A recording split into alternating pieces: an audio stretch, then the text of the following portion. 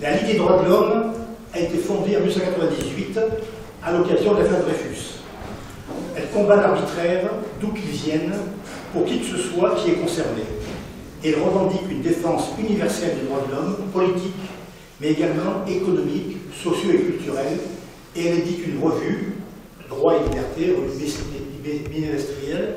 Dans le dernier numéro, d'ailleurs, vous verrez un article de Patrick Baudouin qui s'intitule « Israël et la négation constante du droit international ». La section locale, forte de 143 adhérents, est animée par un bureau local et a une activité, si on peut dire, multifactorielle. Elle comporte 6 groupes de travail. Nous travaillons sur l'accès aux droits, numérique et droits fondamentaux, prison, éducation, environnement, écologie et histoire-mémoire. Elle a créé également l'Observatoire montpelliérain des libertés publiques et des pratiques policières. Elle est engagée par ailleurs dans le soutien aux migrants, le mal-logement et la lutte contre l'extrême droite, ainsi que contre la vidéosurveillance.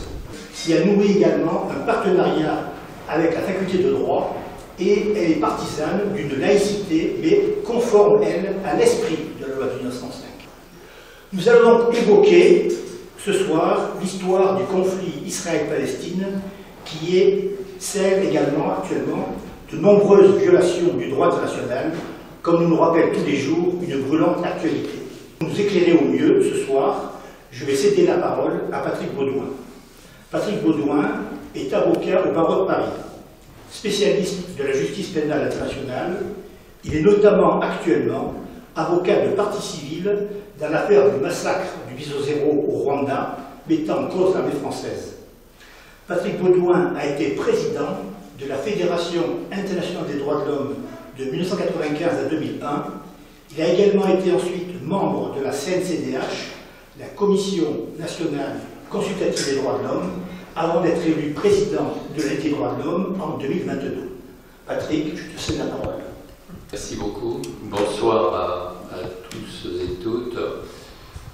Il est toujours très difficile de parler de ce conflit ancien, déjà bien ancien, entre Israël et Palestine. Alors, on va essayer effectivement, comme tu l'as dit, d'aborder peut-être dans le cadre d'un rappel historique le rapport de ce conflit par rapport au droit international, puisque c'est un peu l'objet, si j'ai bien compris, de cette conférence, pour en venir à l'actualité et voir comment tout cela peut interférer et peut-être essayer de trouver les lignes directrices principales. Alors, ce qu'il faut rappeler, on ne va pas remonter à la nuit des temps, parce que vous savez qu'il y a aussi des arrière-plans religieux, des arrière-plans territoriaux, enfin il y a énormément de données, peu de situations au monde en matière de droit international et tout simplement de situations internationales sont aussi complexes.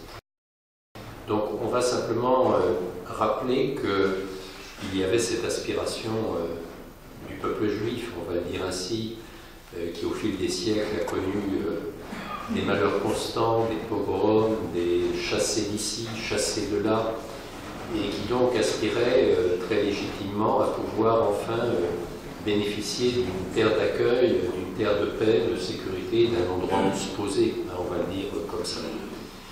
Donc cette idée-là a germé déjà à la fin du XIXe siècle, et puis il y a eu ce qu'on appelle la déclaration Balfour, en 1917, peut-être un ministre anglais, britannique, et qui prévoyait la possibilité de création d'un foyer national juif, en 1917.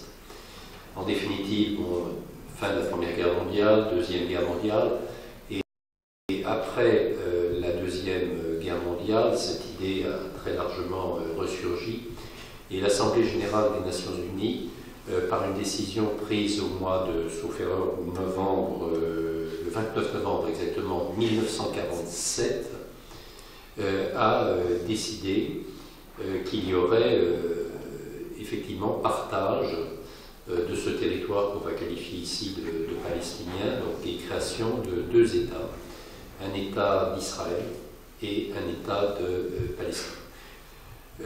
L'État d'Israël a été proclamé par Ben Gourion, qui à l'époque était le responsable israélien en poste, David Ben-Gourion, le 14 mai 1948. Donc proclamation de l'État d'Israël. Et il faut le dire, parce que c'est ainsi, mais contesté d'emblée par la population arabe. Et premier conflit, on l'oublie parfois, mais premier conflit dès cette époque. Conflit qui va se traduire par plusieurs éléments qui restent terriblement ancrés et terriblement d'actualité, même aujourd'hui. Le premier, c'est ce qu'on appelle la Nakba, c'est-à-dire le fait que beaucoup de Palestiniens, 700 000 dit-on à peu près, ont dû quitter ce territoire, dont ils se sont estimés à juste titre chassés, pour se réfugier dans des pays voisins et souvent dans des conditions difficiles, les conditions des réfugiés. Elle est importante, effectivement, en 1994, qui date de la première guerre, on va le dire comme ça, après, au moment de la création de l'État d'Israël, avec la question du droit au retour des réfugiés, donc, qui est une notion, effectivement, alors, on peut en débattre, comme vous le savez, c'est une notion extrêmement discutée. Le droit au retour des réfugiés, c'est un droit absolu au niveau du droit international. Il n'est pas discutable à ce niveau-là. Il n'est pas discutable à ce niveau-là. Après, moi je dirais, la seule chose, c'est que je crois qu'on n'en sortira jamais si on reste aussi sur des positions extrêmes de part et d'autre. Mais je vais nuancer le propos. C'est le premier élément. Le deuxième élément, c'est qu'Israël a profité de cette première guerre, si je puis dire, profité entre guillemets, pour déjà ne pas respecter vraiment les termes du plan de paix, du plan de partage, et en fait a pris une surface supérieure à celle qui avait été initialement attribuée par les Nations Unies. Donc on voit que déjà beaucoup de germes de conflit étaient en cours, non résolus. On dira, pour simplifier, c'était mal parti. Et puis, bon, je vais passer, parce que sinon, je ne vais pas vous décrire toutes ces années. On va arriver évidemment à une autre date clé, qui est le mois de juin 1967. Juin 1967, c'est la guerre des 6 jours, donc c'est une guerre éclair qui a vu Israël triompher des armées égyptiennes, syriennes et jordaniennes en 6 jours, et qui a vu surtout Israël occuper un certain nombre de territoires. Le Sinaï, qui sera rendu plus tard finalement quand même à l'Égypte, une dizaine d'années plus tard, le Golan, qui est pris à la Syrie, qui est toujours sous domination israélienne, et puis bien sûr Gaza, et une série de territoires qui vont devenir des colonies, les colonies de Cisjordanie. Très peu après ce conflit, il va y avoir une première résolution des Nations Unies. Je ne vais pas toutes vous les citer parce que depuis lors il y en a eu de très nombreuses, mais j'en citerai peut-être 2 ou 3. Une résolution des Nations Unies extrêmement importante qui est la résolution 242, qui a été adoptée donc par le Conseil de sécurité des Nations Unies le 22 novembre 1967 et qui en résumé contient 2 propositions clés. La première, c'est 2 principes qui resteront d'actualité et hélas des conditions non remplies. Premièrement, c'est le retrait de l'armée israélienne des territoires occupés. Et je rappelle que ça ne s'est produit que 10 ans plus tard seulement pour le Sinaï.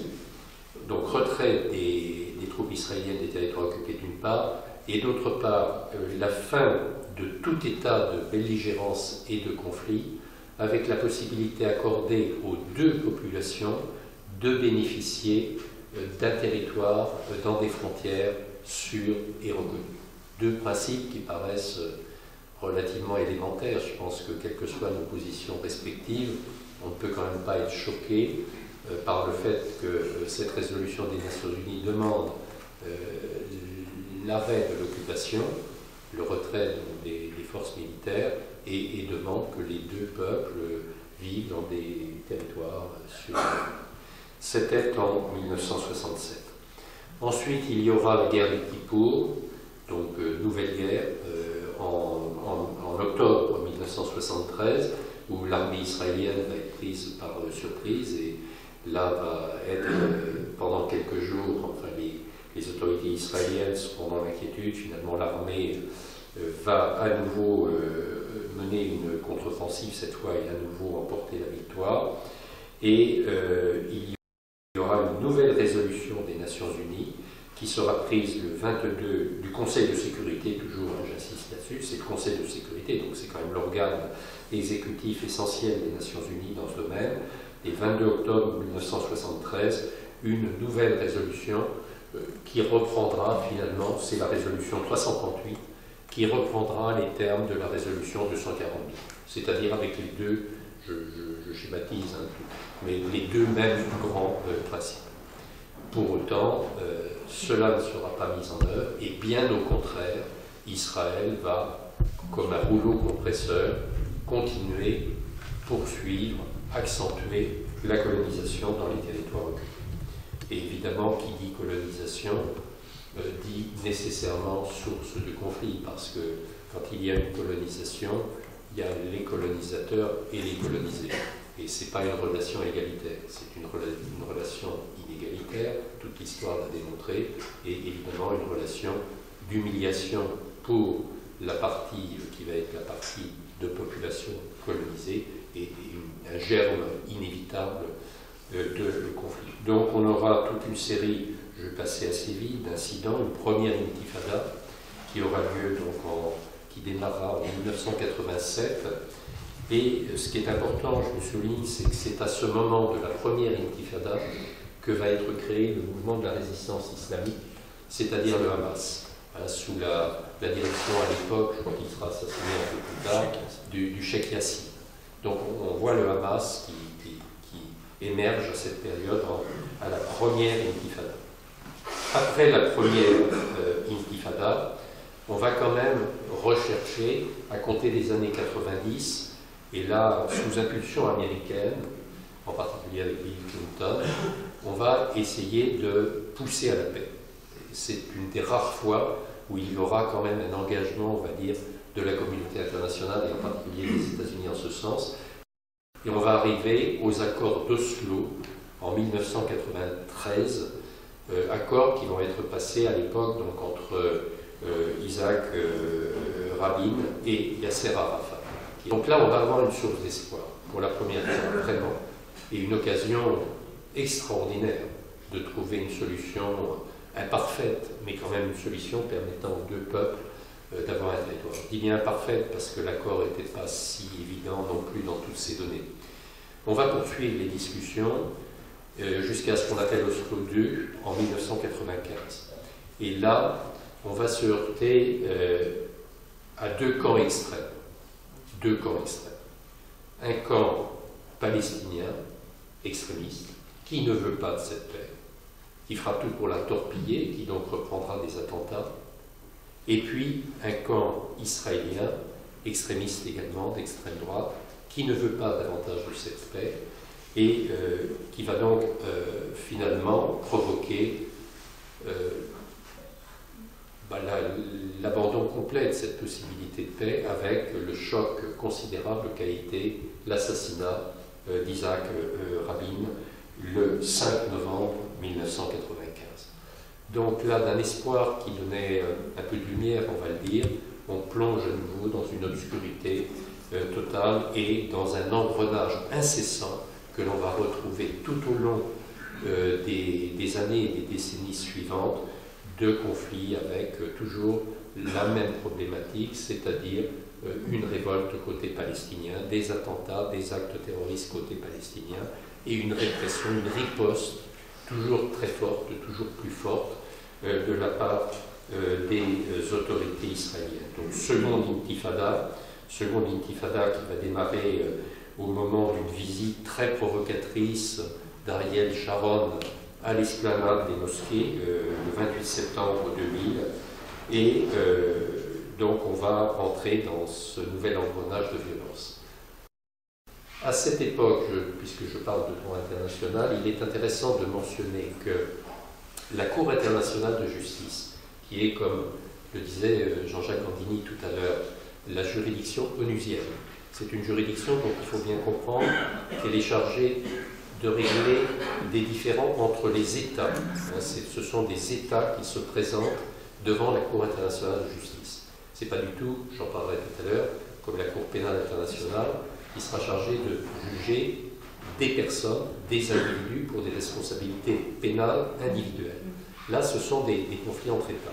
Et là, effectivement, la Cour internationale de justice sera saisie en 2004 au sujet de la question de la construction d'un mur de séparation, qui effectivement constitue là aussi le simple fait, mur de séparation en dit long, là aussi, sur ce que ça peut représenter comme rupture, comme volonté d'isolement, d'isolation, isoler les Palestiniens, de les cantonner. Et la Cour internationale de justice, qui a été saisie, va rendre une décision indiquant que ce mur, effectivement, c'est une construction illégale. Et Israël va s'asseoir dessus, continuer la construction du mur pour quasiment l'achever.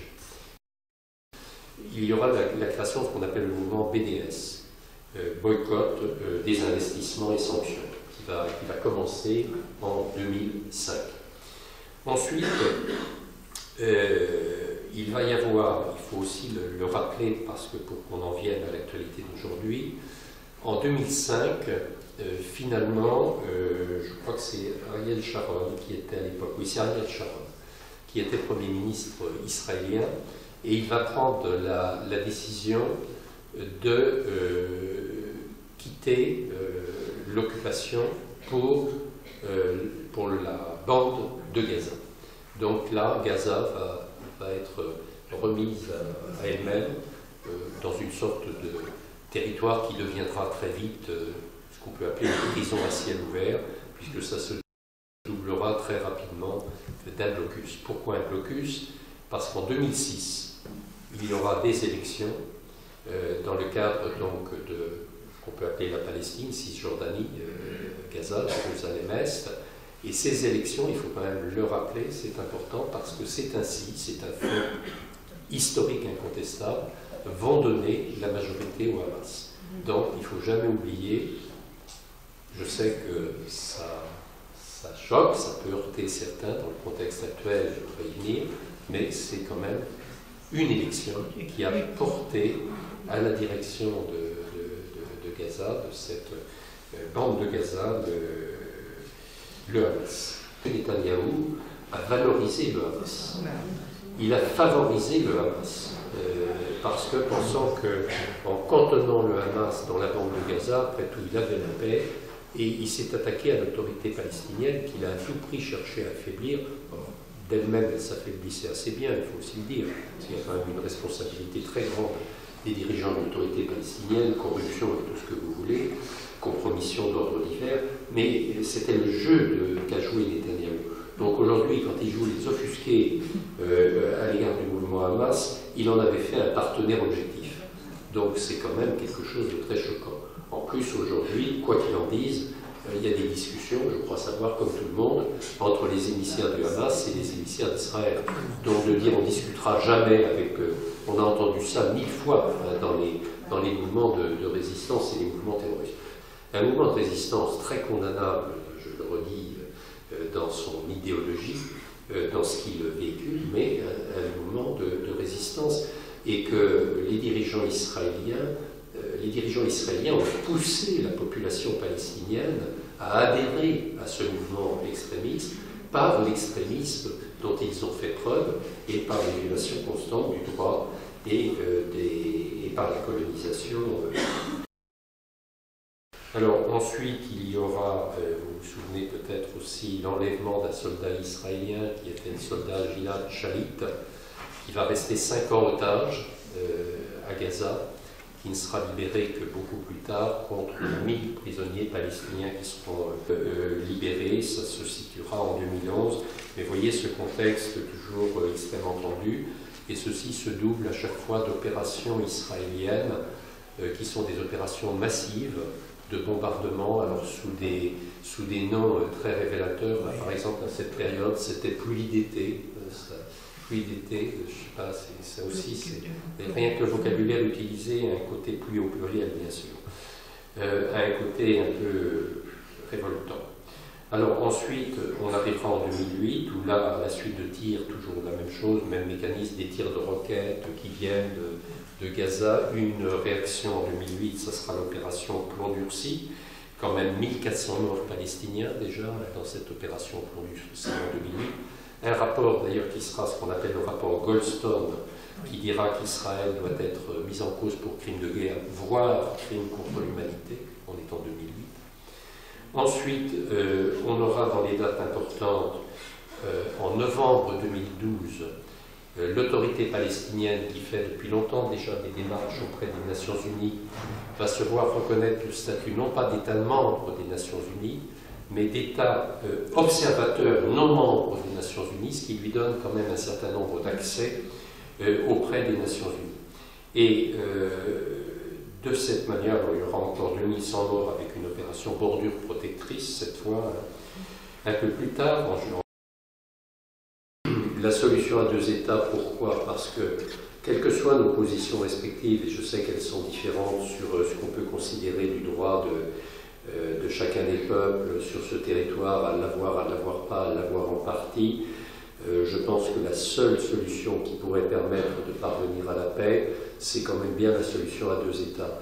Alors peut-être que c'est irréaliste, peut-être que personne n'en veut, peut-être que... Je ne suis pas sûr, je pense quand même que, alors que c'était une idée qui avait été complètement laissée de côté pendant des années, là, c'est une idée qui ressurgit quand même dans beaucoup de cercles très divers. J'en vois pas d'autres. L'État binational, le fait qu'un peuple foute l'autre à la porte ou le mette à l'eau, j'y crois pas. Je crois que les Palestiniens ne mettront pas à l'eau les Israéliens, et à l'inverse, les Israéliens n'arriveront jamais à se débarrasser des Palestiniens.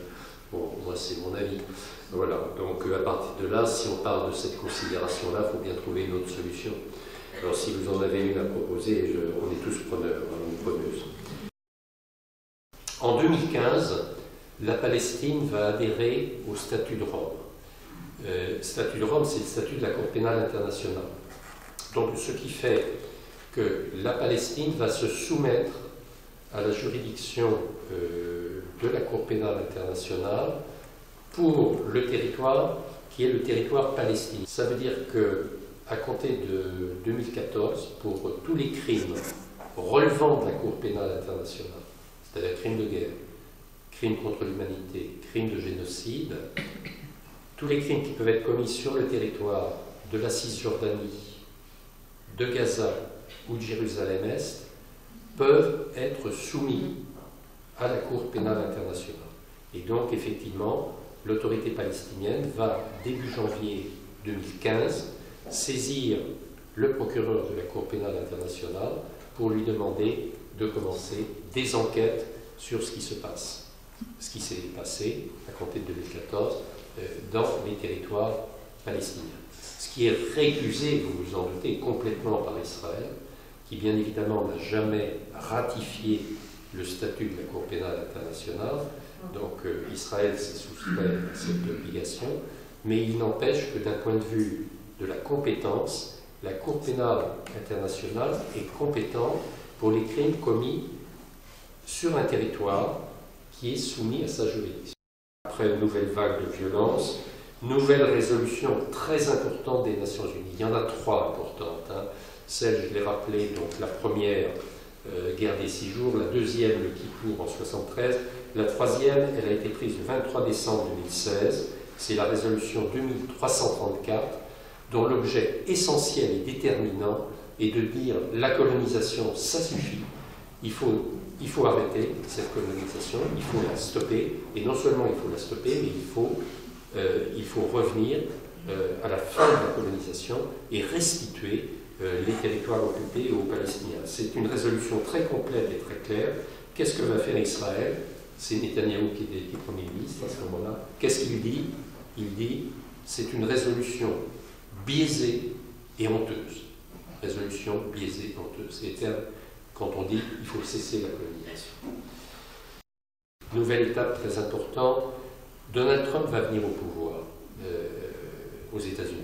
Et donc Israël va se sentir terriblement conforté dans son expansionnisme colonisateur. Et Israël va adopter, c'est une loi fondamentale et désastreuse, une loi qui est prise, qui est la nouvelle loi fondamentale de l'État d'Israël, qui est adoptée le 19 juillet 2018. C'est ce qu'on appelle l'État, alors Israël, État-nation du peuple juif. État-nation du peuple juif. Deux dispositions essentielles. La première, c'est de dire, et je cite là, parce que ça mérite d'être cité, c'est dans la loi fondamentale, l'État considère le développement de la colonisation juive comme un objectif national et agira en vue d'encourager et de promouvoir ses initiatives et son renforcement. C'est donc tout l'inverse de ce qu'ont dit les résolutions des Nations Unies. C'est tout l'inverse du droit international intégré dans la loi fondamentale de l'État juif. Et le deuxième point essentiel, c'est qu'on va créer un statut population juive, on va dire, et un sous-statut pour la population arabe qui ne bénéficiera pas des mêmes droits et obligations, ce qui amènera beaucoup d'organisations internationales et nationales, israéliennes et palestiniennes, de défense des droits de l'homme, israéliennes et palestiniennes, à dire qu'on passe à un régime vraiment d'apartheid à l'intérieur même de l'État d'Israël. Parce que de toute façon, dans les colonisations, apartheid ou pas apartheid, c'est une violation du droit international. Il n'y a plus de pays au monde, pratiquement, je crois, sauf erreur, où il y a encore des colonies. La colonisation se poursuit à vitesse accélérée, les litiges entre les colons et la population palestinienne se multiplient. On va arriver finalement à la constitution du gouvernement Netanyahou en décembre 2022, qui est basé complètement, composé, comme vous le savez, des forces les plus réactionnaires, les plus extrémistes, les plus ultra-orthodoxes, les gouvernements les plus d'extrême droite qu'ait jamais connu Israël, et évidemment qui va enclencher, les Palestiniens l'ont qualifié d'anglais d'ailleurs comme menace existentielle, ce gouvernement, pour le peuple palestinien. Ils ne croyaient pas si bien dire malheureusement. Actuel, après ce rappel historique, qu'il est quand même bon de faire parce que je crois que tout était déjà écrit.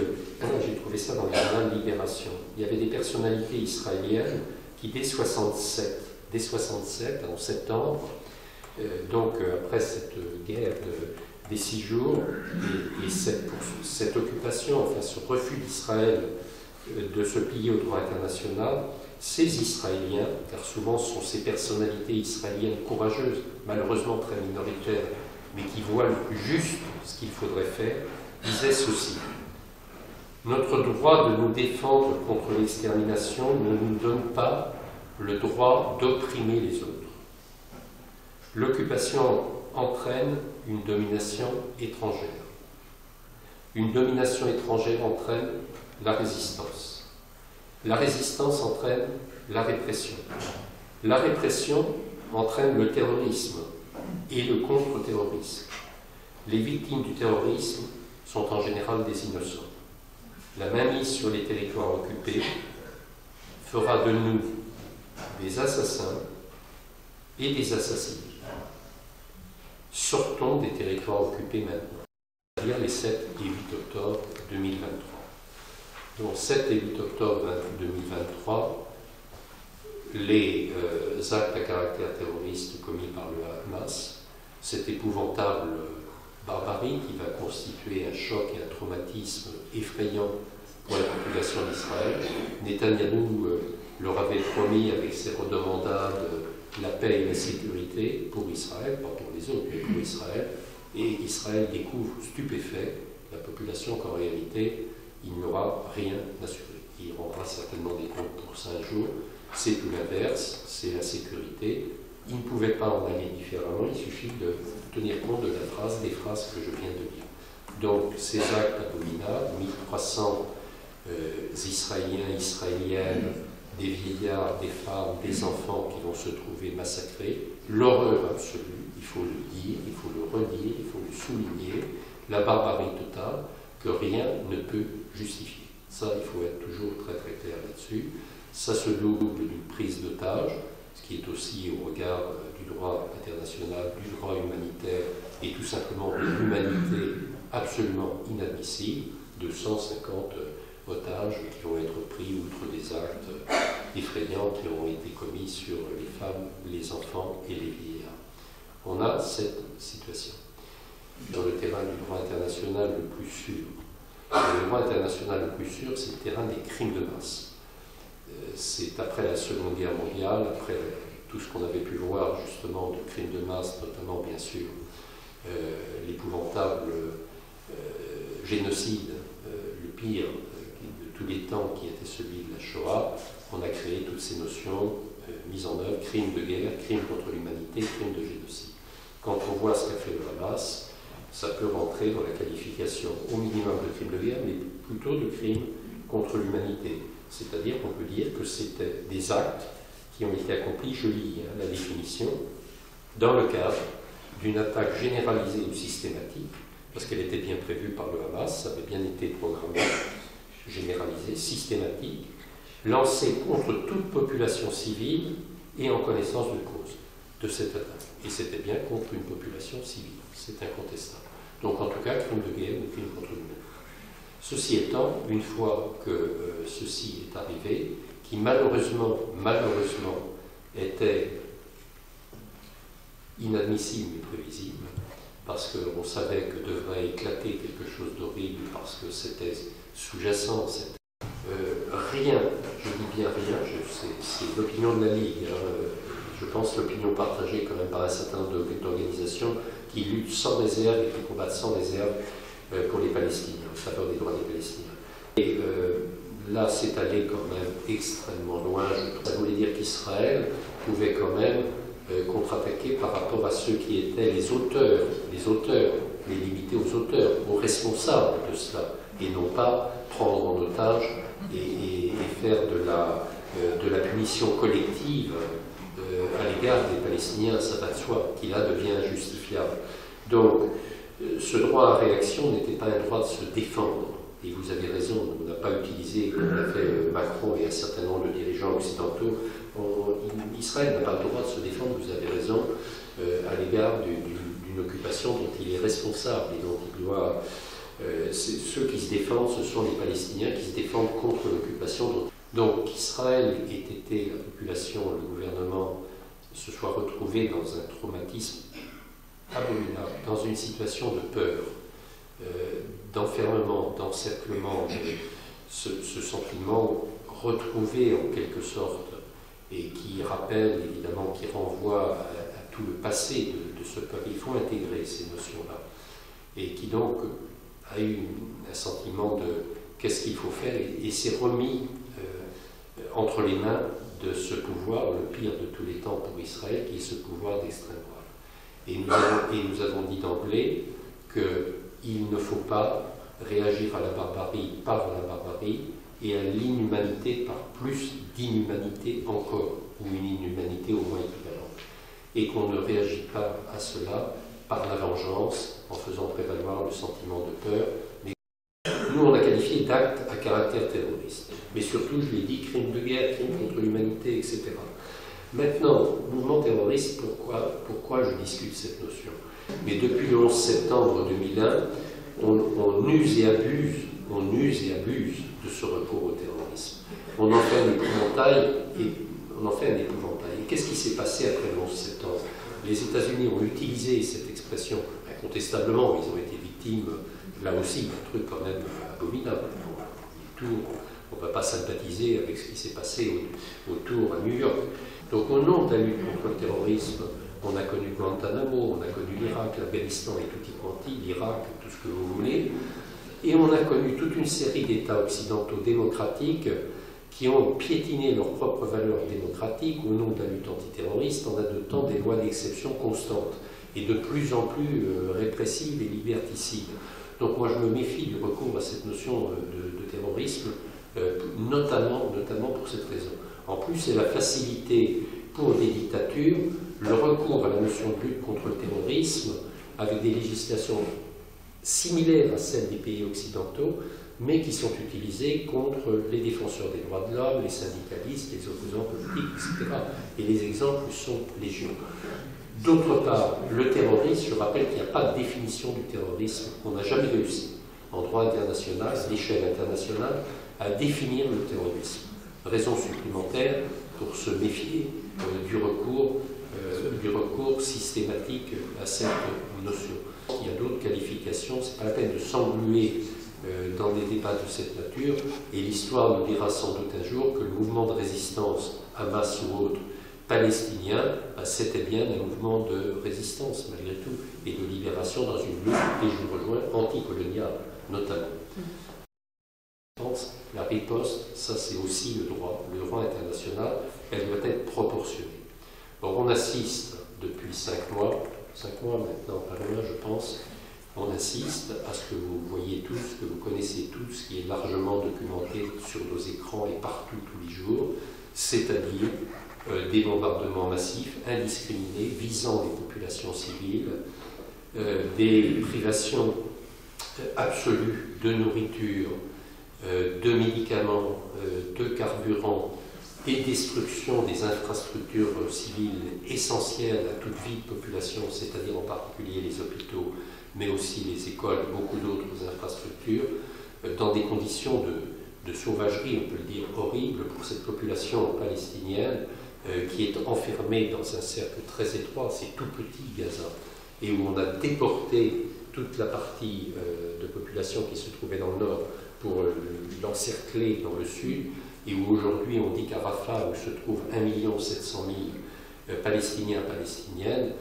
on menace, le gouvernement Netanyahou menace une opération militaire terrestre de grande ampleur.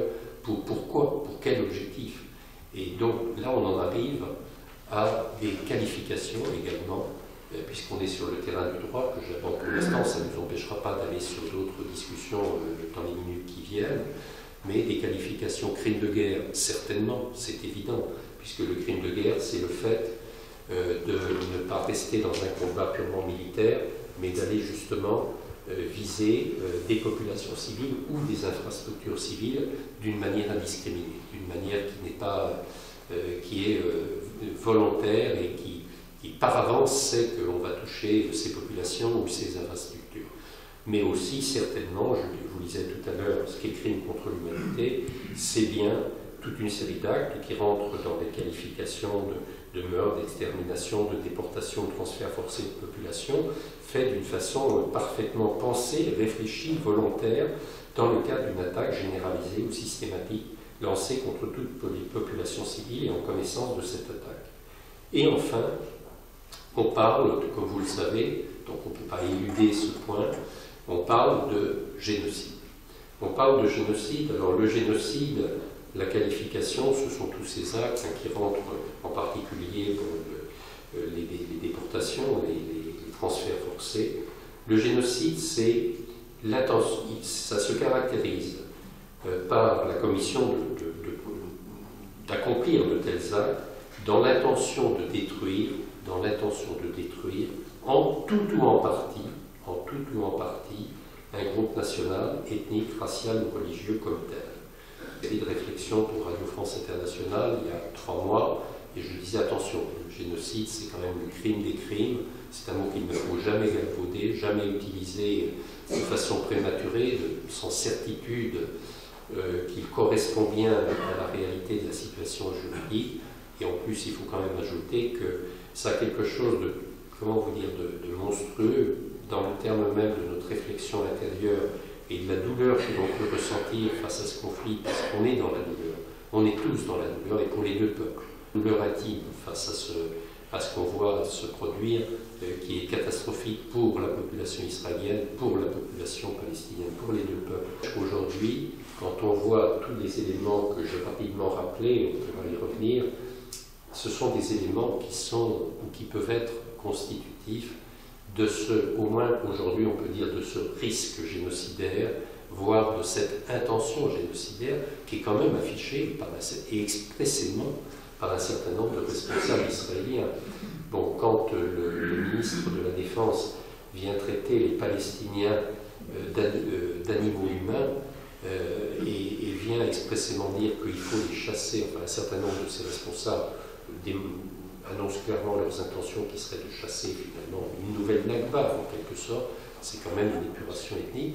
Et aujourd'hui, On en est à 30 000 victimes, au moins 30 000 morts, et des femmes, des enfants pour l'essentiel, 70% sont des femmes et des enfants, 30 000 morts, sans compter les blessés et des blessures épouvantables. Il suffit de voir tout ce qui nous est rapporté, des médecins qui reviennent là-bas et qui ont pu exercer dans les hôpitaux.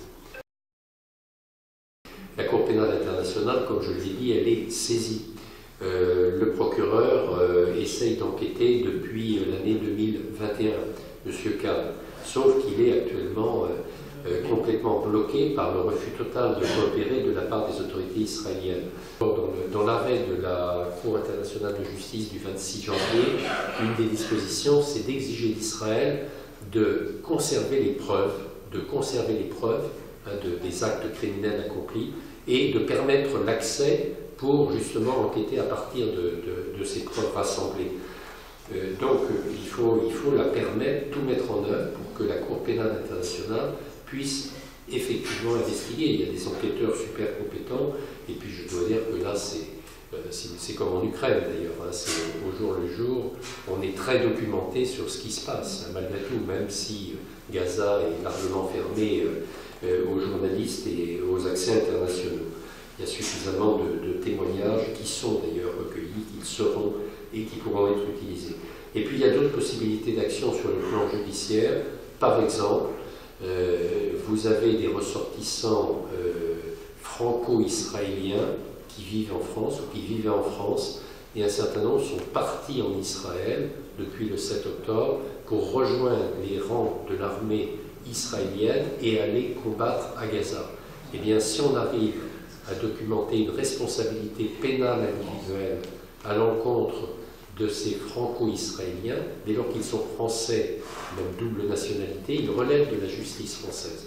Donc on envisage, je le dis ici, on envisage la possibilité, si évidemment nous sommes saisis de cas documentés, de saisir le pôle à Paris, qui est le PNAP, le pôle criminalité, crime contre l'humanité, crime de guerre, etc., de saisir d'éventuelles actions. Et ça peut être vrai dans d'autres pays, pas seulement dans la France. Et d'autre part, il y a ce qu'on appelle le principe de compétence universelle, c'est-à-dire la possibilité pour certains États, dont la France, mais aussi, on n'est pas les meilleurs là-dessus, je pourrais dire beaucoup de choses, mais d'autres États plus performants, l'Allemagne par exemple, de poursuivre des responsables militaires ou politiques israéliens qui seraient de passage sur le territoire, qui peuvent éventuellement être interpellés et poursuivis s'il y a des dossiers documentés. Bref, la notion de lutte contre l'impunité, de toute façon, dans tous les conflits maintenant, il faut la mettre en avant, même si on sait que ce n'est pas la panacée, si on sait que ce n'est pas suffisant.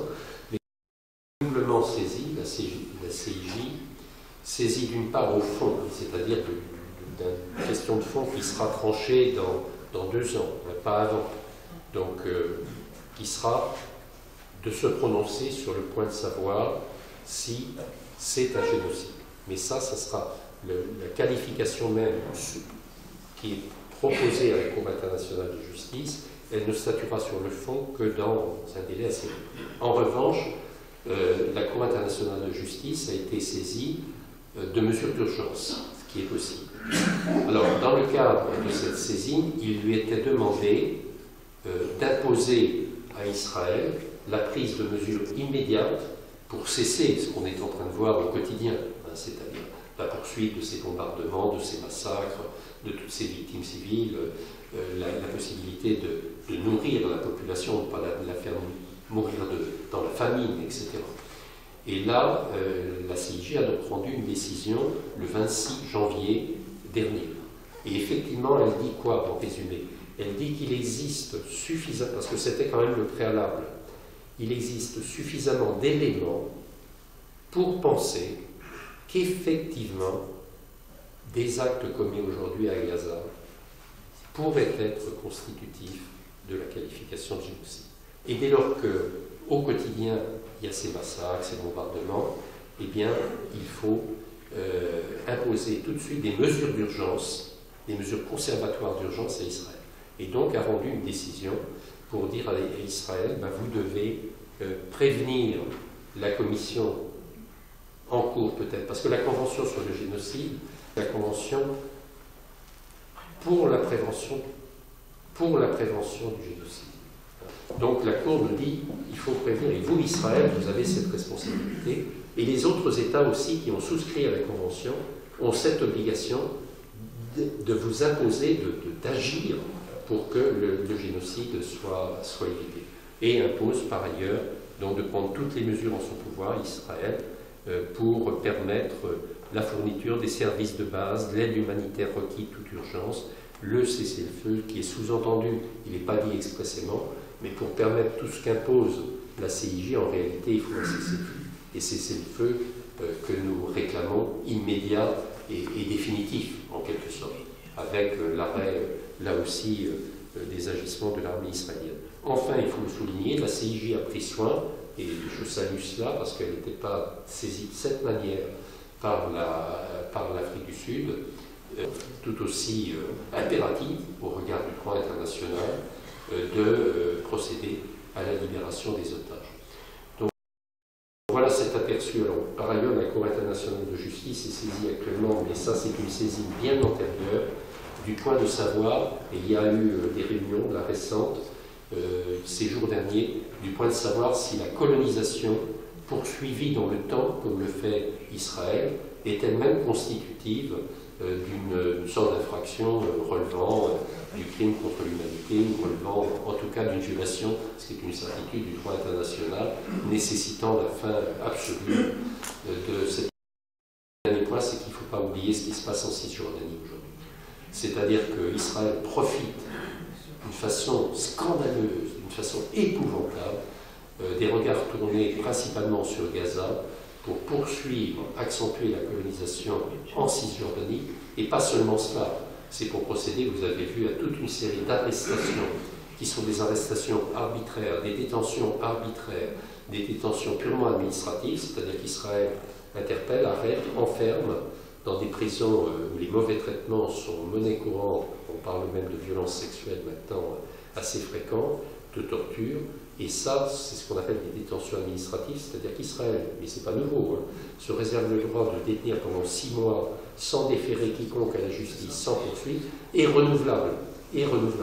Donc vous avez des détenus dans les prisons israéliennes qui sont détenus depuis des années, sans jamais même savoir ce qu'on leur reproche sur le plan des inculpations, des incriminations, et sans possibilité de passer devant une juridiction pour faire valoir leurs droits. Donc c'est vraiment un arbitraire absolu, et qui là se développe avec les violences des colons contre les Palestiniens, encouragées, soutenues sous les yeux de l'armée et de la police israélienne, avec des colons, vous avez vu, qu'on arme, pour lesquels on facilite les milices armées. Donc on va là, si on continue de cette manière, on va vraiment vers l'épouvantable pour les Palestiniens. La Ligue des droits de l'homme, tu me l'as rappelé tout à l'heure, elle est pour tous les droits. On ne sélectionne pas les droits. Mais aujourd'hui, on voit quels sont les droits qui sont violés. Il est évident que ce sont les droits des Palestiniens. Il faut garder ce souci de recours à la justice. Le problème de la CIJ, elle a rendu une décision remarquable, une décision en quelques semaines. Alors, on attendra 2 ans pour qu'elle se prononce définitivement sur la qualification de génocide ou pas. Et là, elle a déjà quasiment qualifié au demeurant, il faut le dire, parce que déjà, elle a considéré qu'il y avait beaucoup d'éléments, y compris, ça a été dit d'ailleurs, quelqu'un a parlé de nettoyage ethnique. Elle évoque la question d'épuration ethnique à travers le fait qu'on est en train de déporter massivement la population gazaoui du nord vers le sud, et peut-être avec la volonté de la mettre ailleurs, je l'ai dit aussi. Donc elle s'est prononcée sur des mesures provisoires immédiates qui s'imposent normalement, c'est contraignant théoriquement. Le seul bémol, c'est qu'il n'y a ni la police, ni l'armée, ni la force requise pour contraindre Israël à suivre et à s'incliner devant, à mettre en œuvre. Donc ce que prône la CIJ, c'est tout le problème de l'effectivité du droit et de l'effectivité des décisions judiciaires. On a un peu le même problème avec la Cour pénale internationale. Quand la Cour pénale internationale délivre un mandat d'arrêt international contre M. Poutine, vous savez que c'est le cas, parce que M. Poutine est donc mis en examen pour complicité de crimes de génocide du fait des déportations d'enfants d'Ukraine vers la Russie, bah, pour autant, M. Poutine, ça n'empêche pas de continuer. Et ça joue un rôle. Tant que les États-Unis soutiendront, comme ils le font encore, malgré une petite évolution, mais très faible, de Joe Biden, Israël sera confortable pour continuer. J'ai signé il y a quelques jours, je ne sais pas si je l'ai dit tout à l'heure, un appel à destination plutôt de l'Europe. Car malgré tout, l'Europe peut agir, ne serait-ce qu'en prenant, parce que pour l'instant, il y a, à part Joseph Borrell, mais il est plutôt dans la parole que dans l'acte, parce qu'il ne peut pas d'ailleurs agir seul. Vous savez, Joseph Borrell, c'est le haut commissaire pour les affaires étrangères au sein de l'Union européenne. Mais on peut suspendre l'accord, on le réclame depuis longtemps d'ailleurs, hein, suspendre l'accord d'association qui remonte à, sauf erreur, à 2005 entre Israël et l'Union européenne. On peut exiger l'embargo absolu sur toute fourniture d'armes voilà, par rapport à Israël.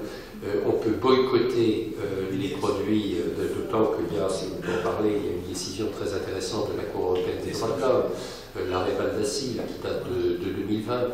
Bon, il y a une panoplie de moyens que l'Union européenne peut utiliser. Ce qui peut être important, c'est quand même la pression qui s'exerce à l'échelle internationale progressive sur Israël. Israël va, si cela continue, et c'est déjà en cours, sera mis au banc des nations.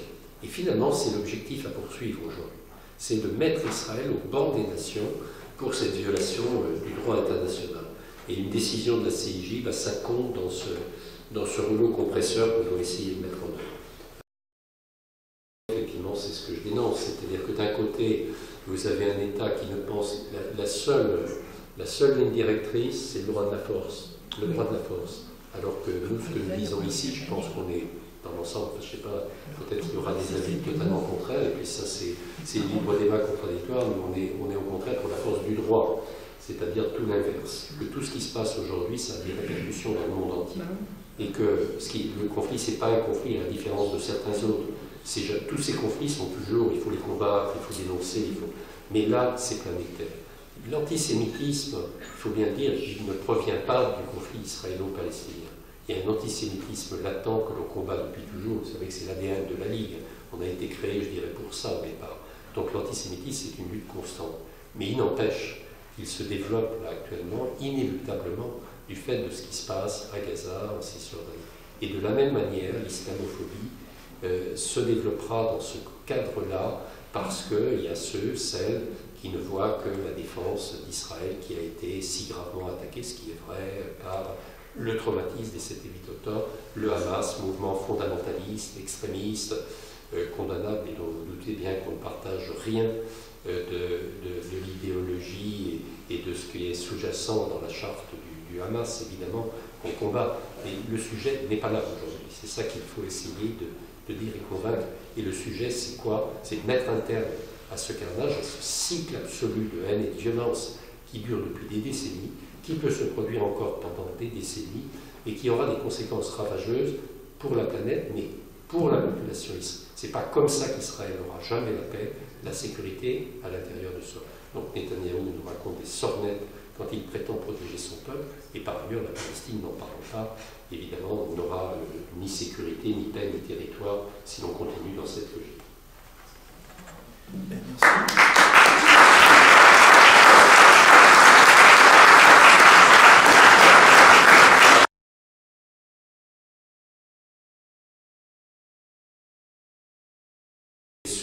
Sur l'antisionisme et l'antisémitisme, et cette espèce de confusion sciemment entretenue. Alors c'est une des difficultés, si vous voulez, moi je travaille sur ce sujet, enfin je travaille pas, mais il se trouve que quand j'étais président de la Fédération internationale des droits de l'homme, ce que tu as rappelé, j'ai été confronté à de multiples crises, déjà israélo-palestiniennes, et confronté à la difficulté d'expression. C'est-à-dire que si on est en France, c'est ainsi, et lorsque l'on conteste la répression, la politique israélienne, et qu'on la combat avec force, vigueur et sans relâche, très vite on vous assimile, vous êtes antisémite, vous êtes islamo-gauchiste, vous savez, un certain nombre de qualifications comment dire, injurieuses dont la Ligue est parfois gratifiée, alors que, au contraire, on n'est pas du tout, évidemment, sur cette logique. Je l'ai rappelé tout à l'heure, je ne vais pas y revenir, je ne vais pas demander à ce qu'on décerne à la Ligue des brevets de bonne conduite, parce que là-dessus, je crois qu'on est vraiment droit dans nos bottes, mais certains ne veulent pas l'entendre. Et ne veulent pas l'entendre par cette confusion entre antisionisme et antisémitisme. Antisionisme, c'est contre l'expansion, c'est contre tout ce que fait Israël en ce moment, cette volonté expansionniste d'extension, de négation des droits de l'autre, de colonisation, bon voilà, et on est effectivement antisioniste, oui. Mais antisémite, non, c'est pas du tout la même chose. L'antisémitisme, c'est de considérer que les Juifs, de même qu'on peut considérer les Arabes, qu'on peut considérer les Noirs, c'est du racisme, et un racisme bien spécifique. C'est pour ça qu'il y a la spécificité de l'antisémitisme. Donc, dans tous les communiqués qu'on peut prendre dans d'autres domaines, lorsqu'on lutte contre les discriminations, on indique toujours contre l'antisémitisme, le racisme, l'islamophobie, etc., etc. Mais il y a la spécificité. Mais ça ne devrait pas poser de problème, mais ça en pose. Et c'est la difficulté de s'exprimer encore une fois sur ce sujet, et c'est le fait qu'on veut sans cesse, dès qu'on commence à parler, d'abord il y a une passion qui se déchaîne et qui fait, enfin, notamment sur les chaînes, moi je suis intervenu de temps en temps, et d'autres le font davantage que moi, mais par exemple dans des débats sur ces questions-là depuis le 7 octobre, sur des chaînes d'information en continu. D'abord, le plateau est tellement déséquilibré la plupart du temps que c'est très très difficile de défendre votre point de vue. Enfin, ça, je ne vous apprends rien. Mais en plus, il faut se situer dans un camp ou dans l'autre. Et si vous tenez le langage équilibré, d'un côté ou de l'autre, on va vous taxer de ce que vous n'êtes pas. Bon, le traitement journalistique, il est désastreux. Il est totalement déséquilibré. C'est la seule chaîne sur laquelle on peut s'exprimer, il faut même le dire, soyons pas non plus toujours dans le négatif, mais c'est la moins regardée des 4 chaînes d'infos en continu, c'est France Info TV. Bon, à partir de là, je vais vous citer juste un exemple. Moi, je suis intervenu, je crois que c'était, on refuse, nous, à la Ligue, d'aller chez CNews, on le refuse. Donc, c'est clair. Mais c'est dommage en un sens aussi, parce que malgré tout, CNews est regardé. Donc, en n'allant pas sur CNews, on laisse la place entière aux autres. Sauf que si on y va, de toute façon, on est phagocyté, discrédité, et c'est pire encore. C'est pour ça qu'on n'y va pas. J'ai un tout petit peu l'habitude des médias, mais quand vous êtes dans ce registre, où en plus les présentateurs sont eux-mêmes, voyez, vous êtes seul contre tous, en quelque sorte, contre tous. Donc l'information, elle est biaisée, ça, il n'y a aucun doute, il y a un traitement journalistique désastreux, au niveau en particulier des chaînes télévisuelles. Les Juifs de France ne sont pas tous sur la même longueur d'onde. Et ces appels de Juifs qui sont sur la même position que la vôtre sont extrêmement importants, à mon avis. Extrêmement importants pour de multiples raisons. Et je pense que le CRIF, dans ses positions extrêmes, pour ne pas le nommer, ou voir la LICRA aujourd'hui, nuisent vraiment. Et sous prétexte de défendre, de lutter plus exactement contre l'antisémitisme, je pense que cet extrémisme le nourrit. Je crois que des positions comme la vôtre sont vraiment essentielles, et j'ai toujours dit, parce que, encore une fois, je ne pourrais pas raconter ma vie, mais c'est un sujet sur lequel, et je suis allé comme vous à Gaza il y a longtemps, hein, mais je suis allé à Gaza 2 fois, et déjà à l'époque, alors je ne sais plus, ça remonte au moins à 15 ans, la dernière fois, j'étais effrayé par ce que je voyais, les conditions de vie, les conditions de passage pour les travailleurs qui viennent à Gaza, en Israël. Bon, vous connaissez tout ça, c'était vraiment épouvantable. Bon, à Paris, moi j'ai participé à un certain nombre de manifestations en faveur donc, de ces droits des Palestiniens, et on l'a fait au sein d'une plateforme qui regroupe, c'est la plateforme, j'en oublie toujours le titre un peu long, mais la plateforme sur les droits des Palestiniens, et on l'a fait on a organisé à la LDH un grand meeting fin octobre, où on avait avec nous Sophie Binet, qui est venue, qui a fait pour la CGT une très très très bonne intervention. On travaille beaucoup avec les syndicats, justement, CFDT, CGT, FSU, Solidaire, etc. Des actions il faut garder à la fois le tissu associatif, le tissu syndical, et puis les politiques, un certain nombre, trop peu nombreux à nos yeux, mais qui sont quand même engagés. Il faut essayer de maintenir ces manifestations. Salah Al-Mouri, c'est un avocat binational lui-même, franco-palestinien, qui militait au sein d'une organisation palestinienne de défense des droits de l'homme en tant qu'avocat à Jérusalem, et qui s'est trouvé mis en détention administrative arbitraire par les autorités israéliennes. Il a donc passé un certain nombre d'années en détention. Finalement, Israël l'a libéré et lui voulait rester à Jérusalem pour exercer ses activités de défenseur des droits de l'homme et d'avocat. Et Israël l'a expulsé du fait justement de cette double nationalité. Pour la France, il est venu en France, il est en France.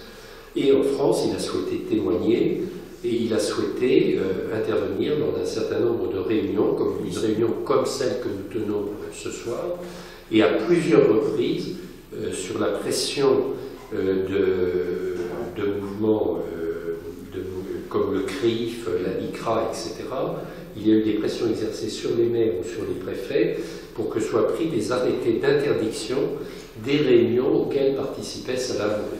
À 3 reprises, je crois au moins 2 en tout cas, la Ligue des droits de l'homme a immédiatement déposé avec d'autres, on a immédiatement fait ce qu'on appelle des référés liberté devant le juge administratif, et on a obtenu du juge administratif, car heureusement la justice administrative nous a quand même aidé, pas suffisamment, imparfaitement et pas complètement, mais a dit effectivement les arrêtés d'interdiction sont illégaux et a sursis à exécution des arrêtés, ce qui a permis à Salah Al-Mouri à chaque fois tout de même d'intervenir.